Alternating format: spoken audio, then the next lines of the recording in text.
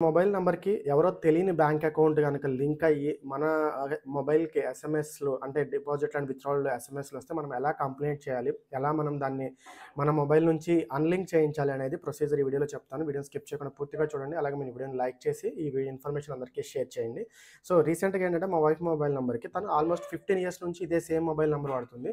SBI bank account unknown పర్సన్‌ది link అయింది. Link అయ్యి వాళ్ళ డెబిట్స్, క్రెడిట్స్, విత్‌డ్రావల్స్ మొత్తం ఎస్ఎంఎస్‌లయితే తిన మొబైల్‌కయితే వస్తుందనమాట. మేము బ్రాంచ్ మేనేజర్‌కెళ్ళి కంప్లెయింట్ ఇవ్వడం జరిగింది.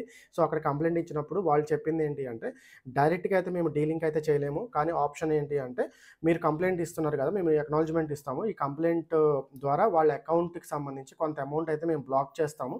సో, బ్లాక్ చేయడం వల్ల వాళ్ళు విత్‌డ్రావల్స్ అండ్ ఆహ్, డిపాజిట్స్ చేయలేరు కాబట్టి, వాళ్ళు మా దగ్గరికి వస్తారు. వచ్చినప్పుడు మీ కంప్లెయింట్ చూయించి వాళ్ళ యాక్చువల్ నంబరు మేము అప్డేట్ చేసుకోండి అని చెప్పి వాళ్ళకి చెప్తాము అని చెప్పేసి మా దగ్గర కంప్లెయింట్ తీసుకోవడం అయితే జరిగింది. సో, మీకిట్లా ఎప్పుడైనా జరిగినట్లయితే మీరు నియర్ బై ఏ బ్యాంకులో అయితే మీ అకౌంట్‌కి మీ మొబైల్ నంబర్‌కి అకౌంట్ లింక్ అయిందో ఆ బ్యాంక్‌కి వెళ్లి మీరు చేసుకోవాల్సుంటుంది. ఎంక్వైరీ చేయాల్సుంటుంది. ఎంక్వైరీ చేసినట్లయితే వాళ్ళు చెప్తారన్నమాట. ఆ కస్టమర్ అకౌంట్ ఎక్కడుంది అని చెప్తారు. ఆ హోమ్ బ్రాంచ్‌లో మాత్రమే మీరు కంప్లెయింట్ ఇవ్వాలి. సిఫ్ నంబర్ ఎక్కడుందో ఆ కస్టమర్‌ది అక్కడికెళ్లి కంప్లెయింట్ ఇవ్వాలి. లేదా మెయిల్ ద్వారా కూడా కంప్లెయింట్ ఇవ్వచ్చు. సో, ఇలా మీరు బ్యాంక్ మేనేజర్‌ని అప్రోచ్ అయినప్పుడు మీ మొబైల్ నంబర్‌కి ఎవరిదైతే అన్‌నోన్ అకౌంట్ లింక్ అయ్యి ఉందో ఆ డీటెయిల్స్ అయితే చెప్తారు. దానికి అగైనెస్ట్‌గా మీరు కంప్లెయింట్ రైజ్ చేయొచ్చనమాట. సో, ఇన్ఫర్మేషన్ అందరికీ ఇచ్చాడు. మన వీడియోని ఇంకొకసారి షేర్ చేసి అలాగే లైక్ చేయండి.